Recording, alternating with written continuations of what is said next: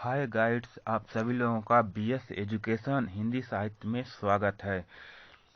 आज हम लोग व्याकरण के अंतर्गत व्यंजन के वर्गीकरण के बारे में पढ़ेंगे। इसके पहले हम लोग स्वर के वर्गीकरण के बारे में अच्छे तरह से पढ़े थे। जो लोग वह वीडियो नहीं देखे हैं, इसके पहले वाले वीडियो देख सकते हैं।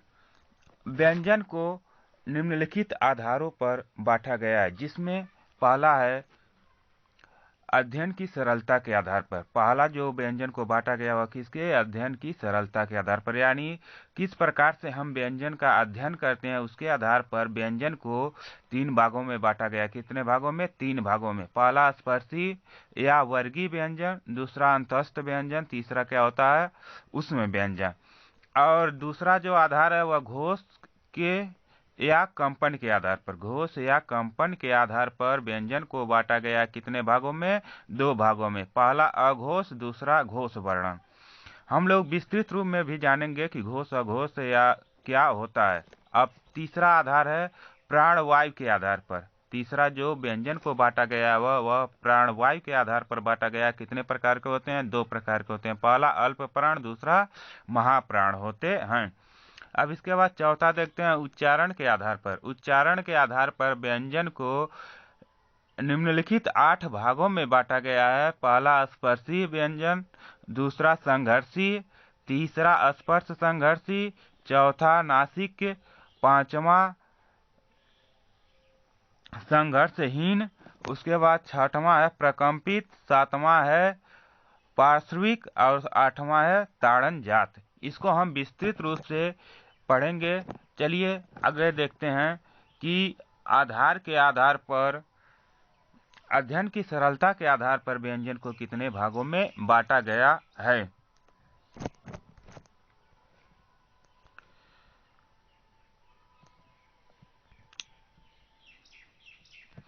अध्ययन की सरलता के आधार पर व्यंजन को निम्नलिखित 3 भागों में बांटा गया है। पहला क्या है? स्पर्शी व्यंजन। पहला क्या है? स्पर्शी व्यंजन। और दूसरा है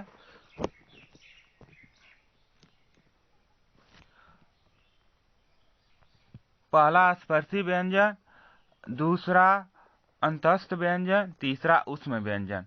इसके बारे में हम लोग विस्तृत रूप से जानेंगे। देखिए, स्पर्शी या वर्गीय व्यंजन किसे कहते हैं? हम किसी भी परिभाषा को अगर लंबे समय तक याद करना चाहते हैं तो हमें सबसे पहले उस के शब्द को, अर्थ को समझना चाहिए, जिससे हम उसे लंबे समय तक याद कर सकते हैं। देखिए, ये इसमें दिया गया स्पर्शी। सबसे पहले हम जानेंगे कि स्पर्श क्या होता है। तो आप सभी लोग जानते हैं कि स्पर्श मीन्स क्या होता है? छूना। स्पर्श मीन्स क्या होता है? छूना।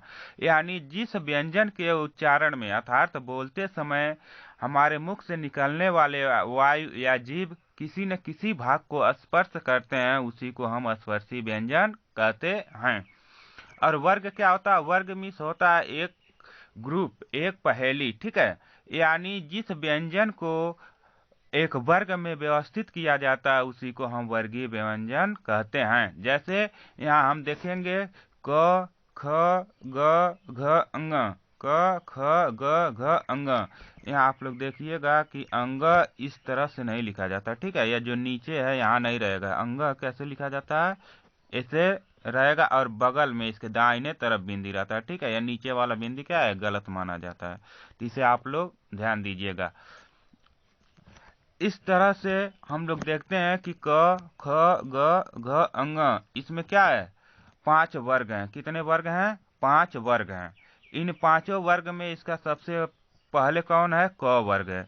इसीलिए क वर्ग को हम क्या कहते हैं? क वर्ग। इस वर्ग का पहला अक्षर क्या? क है, इसलिए इस पूरे वर्ग का हम क्या कहते हैं? क वर्ग नाम से जानते हैं। जैसे आप लोग के देखे होंगे, एक परिवार में अगर 5 सदस्य हैं तो इन पांचों सदस्य में घर का जो मुखिया होता है उसी मुखिया के नाम से उस परिवार को जाना जाता है। उसी प्रकार से यहाँ एक वर्ग में 5 सदस्य हैं। एक वर्ग में कितने हैं? 5 सदस्य हैं। और इन पांचों सदस्य में सबसे बड़ा कौन है? क है। इस क को ही हम इसका वर्ग के नाम से जानते हैं। इसमें देखिए च, छ, ज, झ, ञ, इसमें क्या है? च सबसे पहले है, इसलिए इसे हम च वर्ग के नाम से जानते हैं। इसको ट, ठ, ड, ढ, अड़, इसे हम ट वर्ग के नाम से जानते हैं। इसको हम नीचे वाले को त वर्ग के, उसके बाद प वर्ग के नाम से जानते हैं। आगे जब आप लोग पढ़ेंगे तो उसमें आपको, जैसे संधि पढ़ रहे हैं तो उसमें आपको दे दिया जाएगा कि क वर्ग का दूसरा अक्षर, तो उसमें आप जानेंगे कि क वर्ग का दूसरा अक्षर क्या होता है, ख होता है। क वर्ग का चौथा अक्षर तो क्या होता है, घ होता है। इसलिए इसको हमें जानना बहुत ही आवश्यक होता है। अगर आपसे पूछ दिया जाए कि ट वर्ग का तीसरा अक्षर क्या है, तो क्या होगा, ड होगा, ठीक है। और च वर्ग का दूसरा अक्षर क्या है, तो छ होगा। तो इसलिए इसी ऐसे हमें जानना बहुत ही आवश्यक होता है, ठीक है। इसी को हम क वर्ग कहते हैं। और हम जानते हैं कि क को जब हम बोलते हैं तो जो हमारे मुख से आवाज निकलता है वह हमारे मुख में किसी न किसी भाग को स्पर्श करता है, इसीलिए इन सभी वर्णों को हम स्पर्शी व्यंजन कहते हैं। आपसे परीक्षा में पूछा जाता है कि स्पर्शी व्यंजन कितने होते हैं, तो 25 होते हैं। जैसे क वर्ग में 5, च वर्ग में 5, इस तरह से 5, 5 10, 5 15, 5 20, 25 वर्ण होते हैं, ठीक है। इसलिए आपसे पूछा जाए कि स्पर्शी व्यंजन में कितने वर्ण होते हैं, तो आप कितना बताएंगे, 25 वर्ण होते हैं। अब देखेंगे इसके परिभाषा को। वे शब्द जो कंठ, ओष्ठ, ताल, मूर्धा, दंत आदि स्थानों के स्पर्श से बोले जाते हैं उन्हें हम स्पर्शी या वर्गी व्यंजन कहते हैं। अब आप लोग सोचते होंगे कि कंठ क्या होता है, ओष्ठ क्या होता है। चलिए इसे हम अगले देखते हैं विस्तृत रूप में। यह जो है यह एक मानव का क्या है, मुख का भाग है, एक मानव के मुख का भाग है।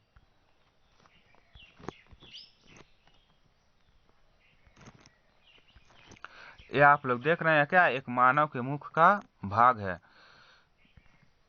इसमें आप लोग जो भोजन करते हैं तो मुख के रास्ते जो पेट में जाता है उसके गले में जो भाग होता है, इस भाग को हम क्या कहते हैं, कंठ कहते हैं। क्या कहते हैं, कंठ कहते हैं।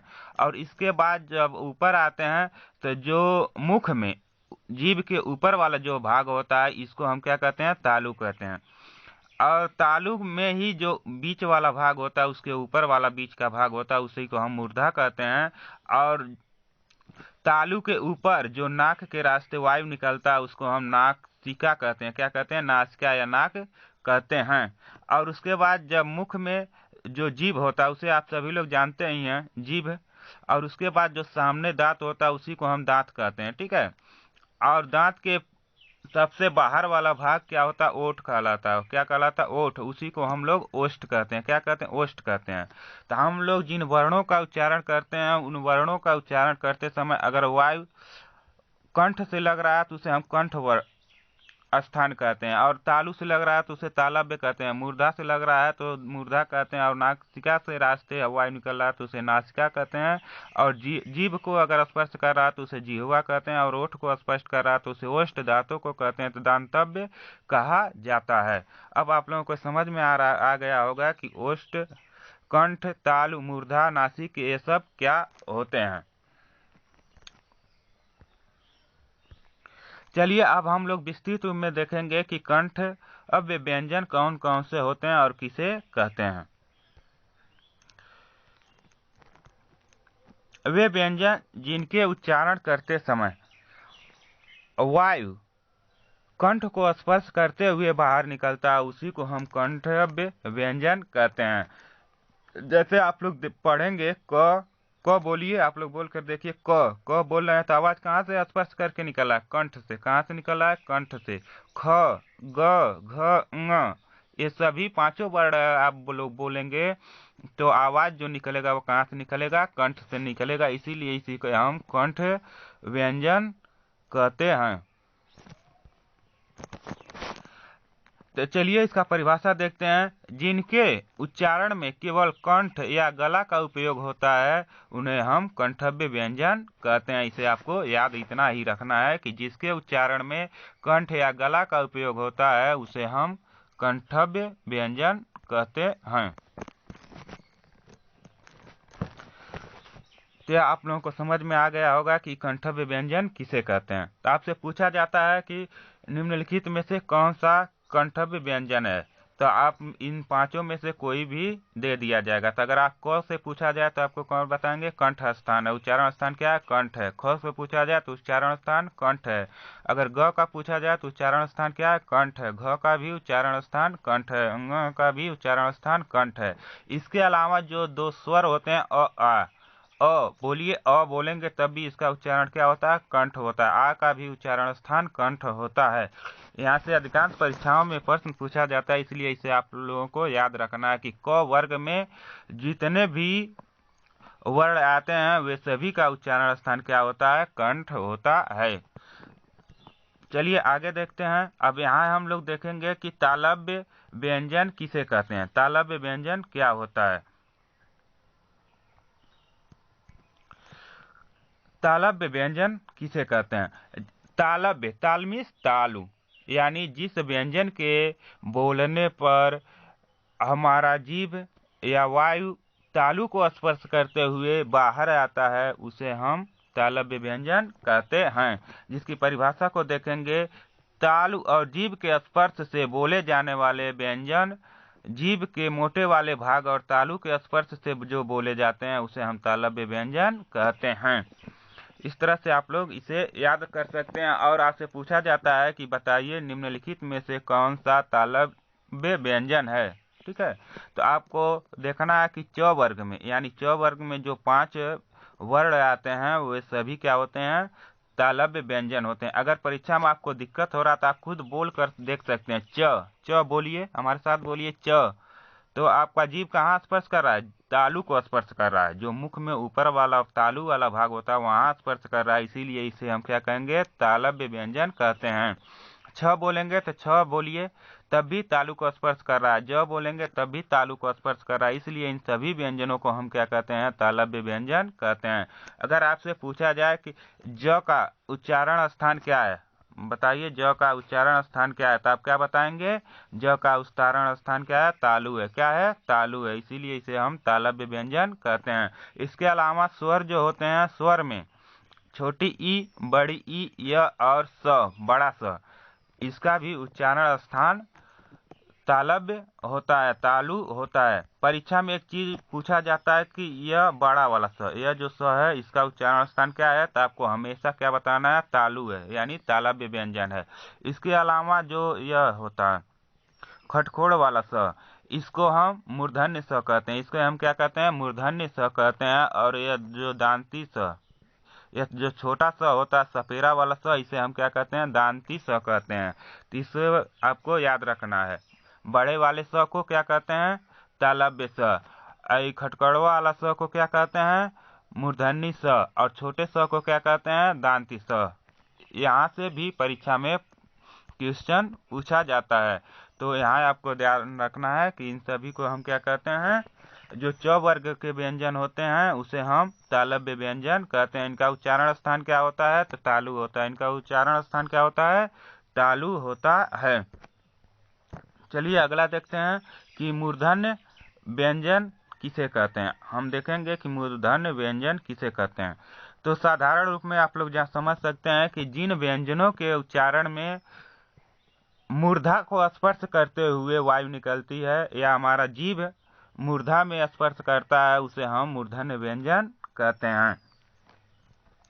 जैसे हमारा जो मुख होता है इस तरह से हमारा यह जीभ है, जब जीभ सीधे तालु में स्पर्श करता है तो उसे हम तालव्य व्यंजन करते हैं। लेकिन यही जीभ जब ऐसे मुड़ करके ऊपर तालु को स्पर्श करता है तो उसे हम मूर्धन्य स्वर कहते हैं। इसमें कौन कौन से वर्ण आते हैं इसका परिभाषा देख लेते हैं। मूर्धा और जीभ के स्पर्श से बोले जाने वाले व्यंजन या जीभ के पतले भाग और तालु के अगले भाग के स्पर्श से बोले जाने वाले व्यंजन को हम मूर्धन्य व्यंजन कहते हैं। अर्थात जिस व्यंजन को बोलने में हमारा जीभ मूर्धा को स्पर्श करता है उसे हम मूर्धन्य व्यंजन कहते हैं। इसमें ट वर्ग के जितने भी 5 वर्ण आते हैं वे सभी क्या होते हैं? उनका उच्चारण स्थान मूर्धा होता है। ट बोलिए, देखिए आपका जीभ है जो है मुख में ऊपर जाएगा और पीछे की ओर मुड़कर वह तालु को स्पर्श करता है, इसीलिए इसे मूर्धा व्यंजन कहते हैं। ठ भी क्या है? मूर्धा उच्चारण स्थान। ड, ढ, अड़, इन सभी का उच्चारण स्थान क्या है? मूर्धा स्थान है, यहाँ ढ इस तरह से लिखा रहेगा, ठीक है, तो इसे ध्यान में रखिएगा। इस तरह से अगर आपसे पूछा जाए कि ट का उच्चारण स्थान क्या है, तो आप क्या बताएंगे? मूर्धा है। क्या है? मूर्धा है। क्या है? मूर्धा है, आप बताएंगे, ठीक है। अगर ठ का उच्चारण स्थान पूछा जाए तो आप बताएंगे मूर्धा है। ड का पूछा जाए तो मूर्धा है। ढ का पूछा जाए तो मूर्धा है। ड़ का पूछा जाए तो मूर्धा है। इसके अलावा जो स्वर में होते हैं री और र और ख, जो मैं पहले ही बताया हूँ, इन तीनों का भी उच्चारण स्थान क्या होता है? मूर्धा होता है। अगर यह पूछा जाए कि आपके किस प्रकार का व्यंजन है, तो आप बताएंगे कि यह मूर्धन्य व्यंजन है। कैसा व्यंजन है? मूर्धन्य व्यंजन है। और उच्चारण स्थान पूछा जाए तो आप क्या बताएंगे? मूर्धा बताएंगे। ट का उच्चारण स्थान क्या है? तो मूर्धा है। ट वर्ग का उच्चारण स्थान क्या है? तो मूर्धा है। इसे आपको ध्यान में रखना है। चलिए आगे देखते हैं। इसमें अब हम लोग देखेंगे कि दंत व्यंजन किसे कहते हैं। इसके नाम से ही स्पष्ट है कि जिसके उच्चारण में हमारा जीभ दांतों को स्पर्श करता है उसे हम दंत व्यंजन कहते हैं। जैसे देख लीजिए इसके परिभाषा, जिन व्यंजनों के उच्चारण में जिह्वा की नोक ऊपरी दांतों को स्पर्श करती है उसे हम दंत व्यंजन कहते हैं। ये कौन कौन से होते हैं? जो त वर्ग के व्यंजन होते हैं उसे हम दंत व्यंजन कहते हैं। जैसे त, थ, द, ध, न। इसके अलावा क्या होता है? यह छोटा स भी दांती व्यंजन के अंतर्गत रखा जाता है। तो अगर आपसे पूछा जाए कि तो का उच्चारण स्थान क्या है, तो आप क्या बताएंगे? दंत। क्या है? दंत है। यह कौन सा व्यंजन है? तो दंत व्यंजन है। अगर द का पूछा जाए आपका उच्चारण स्थान, तो क्या बताएंगे? दंत बताएंगे। छोटा स का उच्चारण स्थान पूछा जाए तो आप क्या बताएंगे? दंत बताएंगे। अब देखेंगे कि ओष्ठ व्यंजन किसे कहते हैं। जिन व्यंजनों के उच्चारण करते समय हमारा मुख से निकलने वाले वायु ओठों को स्पर्श करते हुए बाहर आती है उन्हें हम ओष्ठ व्यंजन कहते हैं। इसका परिभाषा देख लीजिए। जिन व्यंजनों के उच्चारण में दोनों ओष्ठों द्वारा श्वास का अवरोध होता है, यानी श्वास को रोका जाता है, उसे हम ओष्ठ व्यंजन कहते हैं। आप लोग बोलिए प। प बोलिए। देखिए जो वायु मुख से निकल रहा है वह क्या? दोनों ओठों को स्पर्श करते हुए निकल रहा है, इसी कारण इसे ओष्ठ व्यंजन कहते हैं। अगर आपसे पूछा जाए कि प का उच्चारण स्थान क्या है, तो आप बताएंगे ओष्ठ। क्या बताएंगे? ओष्ठ। प का उच्चारण स्थान क्या होता है? ओष्ठ होता है। अगर आपसे फ का पूछा जाए तो ओष्ठ बताएंगे। ब का पूछा जाए तो ओष्ठ बताएंगे। भ का पूछा जाए तो ओष्ठ बताएंगे। और म का उच्चारण स्थान क्या होता है, तो आपको ओष्ठ बताना है। यह कौन सा व्यंजन है, तो आप बताएंगे ओष्ठ व्यंजन है। कौन सा व्यंजन है? ओष्ठ व्यंजन है। यह आपको ध्यान में रखना है। अगर परीक्षा समय में आपको नहीं समझ में आ रहा तो उस वर्ड को एक बार दो बार बोल कर देखिए, आपको खुद समझ में आएगा कि प का उच्चारण स्थान क्या है। बोलिए प। प बोलिए। देखिए दोनों ओठों को स्पर्श करते हुए वायु निकल रहा है। अगर हम क बोल रहे हैं, क बोलिए। क बोलकर देखिए तो क बोलेंगे तो आवाज कहाँ से निकल रहा है? कंठ को स्पर्श करते हुए निकल रहा है। इसीलिए इस वर्ड को हम, इस वर्ग को कंठ व्यंजन कहते हैं। उम्मीद करता हूं कि आप लोगों को अच्छे तरह से समझ में आ गया होगा। चलिए अब अगला हम लोग पढ़ेंगे कि अंतस्थ व्यंजन किसे कहते हैं। अंतस्थ व्यंजन किसे कहते हैं? तो अंतस्थ व्यंजन, अंत मीन्स जो अंत हृदय से वायु निकले, ठीक है, हवा निकले, उसे हम क्या कहेंगे? अंतस्थ व्यंजन कहते हैं। इसका परिभाषा देख लेते हैं। जिसके उच्चारण में जीभ, तालु, दांत, ओठ का परस्पर स्पर्श होता है लेकिन पूर्ण रूप से स्पर्श नहीं होता, उसे हम अंतस्थ व्यंजन कहते हैं। अर्थात ऐसे व्यंजन जिसको हम बोलते हैं तो जीभ, तालु और दांत, ओठ का स्पर्श होता है लेकिन वह पूर्ण रूप से उसे स्पर्श नहीं करता, उसी को हम अंतस्थ व्यंजन कहते हैं।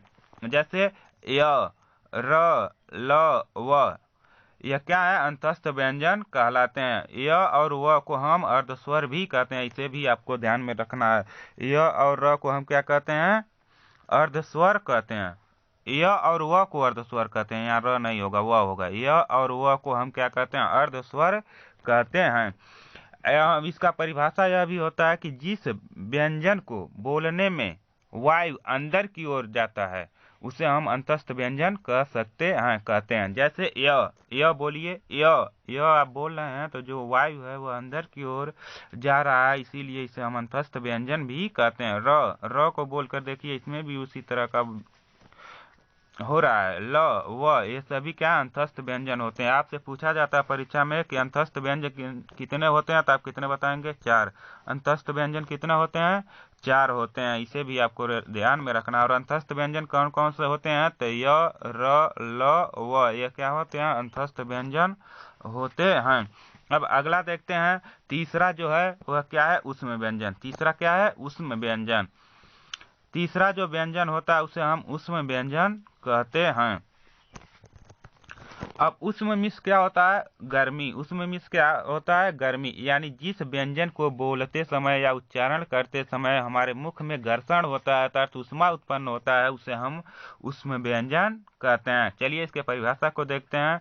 जिन व्यंजनों के उच्चारण में वायु मुख में किसी स्थान विशेष पर घर्षण करती है या रगड़ती है, उसे हम ऊष्म व्यंजन कहते हैं। जैसे स, ख, स, ह ये सभी क्या है? ऊष्म व्यंजन है। स बोल रहे हैं तो देखिए आपके मुख में क्या हो रहा है? घर्षण हो रहा है और ऊष्मा यानी गर्मी उत्पन्न हो रहा है, इसीलिए इस व्यंजनों को हम ऊष्म व्यंजन कहते हैं। आपसे परीक्षा में पूछा जाए कि ऊष्म व्यंजन कितने होते हैं, तो ऊष्म व्यंजन कितने होते हैं? 4 होते हैं। ऊष्म व्यंजन कितने होते हैं? 4 होते हैं। कौन कौन से? तालवी स, मूर्धन्य स, दांती स, ह ये सभी को हम क्या कहते हैं? ऊष्म व्यंजन कहते हैं। अगर आपसे परीक्षा में पूछा जाए कि स्पर्श व्यंजन कितने होते हैं, तो आप बताएंगे 25। कितने होते हैं? 25, क से लेकर म तक। और अंतस्थ व्यंजन कितने होते हैं? 4 होते हैं। अंतस्थ व्यंजन कितने होते हैं? 4 होते हैं। य, र, ल, व। और उसमें व्यंजन कितने होते हैं? तो ये भी 4 होते हैं। कौन कौन? स, ख, स, ह ये सब मिलाकर कितने हो गए? 4 4 8, 8 5 13 यानी 3 और 2 1 3 कितने हो गए? 33। अगर आपसे पूछा जाए व्यंजन कितने होते हैं, तो आपको बताना है 33। व्यंजन कितने होते हैं? 33। इन सभी को व्यंजनों को ही हम क्या कहते हैं? इनकी संख्या को ही हम व्यंजन कहते हैं। जैसे ये सभी कितने होते हैं? 33 होते हैं। कितने होते हैं? 33 होते हैं। क से लेकर कहाँ तक? ह तक जो व्यंजन होते हैं उसी को हम 33 व्यंजन कहते हैं। और कुल व्यंजनों की संख्या अगर पूछा जाए तो इसमें 4 व्यंजन और जुड़ जाते हैं। कौन सी? छ, त्र, अज्ञ और स्र। ये जो 4 व्यंजन होते हैं इसको हम संयुक्त व्यंजन कहते हैं। क्या कहते हैं? संयुक्त व्यंजन कहते हैं। ये कुल मिलाकर 33 और 4 मिलाकर कितना हो जाएंगे? 37। कितना होंगे? 37 हो जाएंगे। 37 होते हैं। और इसके अलावा 2 और होते हैं। ड जो नीचे बिंदी रहता है, ढ, ठीक है, इसमें भी नीचे बिंदी रहता है, इसे हम उच्छिष्ट या अतिरिक्त व्यंजन कहते हैं। ये दोनों मिलाकर कितने हो जाएंगे? 39। कितने होते हैं? 39। अगर आपसे पूछा जाए कुल व्यंजन कितने होते हैं, तो आप बताएंगे 39। अगर व्यंजन पूछा जाए तो आप बताएंगे 33। संयुक्त व्यंजन को इसलिए हम व्यंजन में काउंट नहीं करते हैं क्योंकि यह क्या? 2 व्यंजनों के मेल से बना होता है। जैसे क धन स से मिलकर बना है छ, त धन र से मिलकर बना है त्र, ज धन य से मिलकर बना है अज्ञ और स धन र से मिलकर बना है स्र, इसीलिए इसे हम संयुक्त व्यंजन कहते हैं। उम्मीद करता हूँ कि आप लोगों को यह समझ में आ गया होगा। इसके बाद हम लोग अगले पढ़ेंगे कि कंपन के आधार पर वर्णमाला कितने प्रकार के होते हैं। इस प्रकार से हम लोग देखे हैं कि स्पर्श के आधार पर व्यंजन को कितने भागों में बांटा गया, यानी अध्ययन के आधार पर व्यंजन को कितने भागों में बांटा गया। तो कितने भागों में बांटा गया? 3 भागों में। पहला क्या है? स्पर्श व्यंजन, दूसरा क्या है? अंतस्थ व्यंजन, तीसरा क्या है? ऊष्म व्यंजन। इसे आपको ध्यान में रखना है। चलिए इसी के साथ इस वीडियो को आप लोग अपने दोस्तों मित्रों के साथ शेयर कीजिए और जो चैनल है उसे सब्सक्राइब कर लीजिए, जिससे जितना भी वीडियो डाला जाएगा उसका नोटिफिकेशन सबसे पहले आपके पास जाएगा। और यह क्लास 7:30 बजे, कितने बजे? 7:30 बजे शाम को PM, ठीक है, शाम को रोजाना आपको क्रमबद्ध रूप से पढ़ाया जाएगा और संपूर्ण व्याकरण को पूरा कराया जाएगा, जिसमें आप लोग अच्छे तरह से पढ़ सकते हैं, समझ सकते हैं और इसका नोट भी बना सकते हैं, जिससे आप लोगों को पूरा ज्ञान होगा।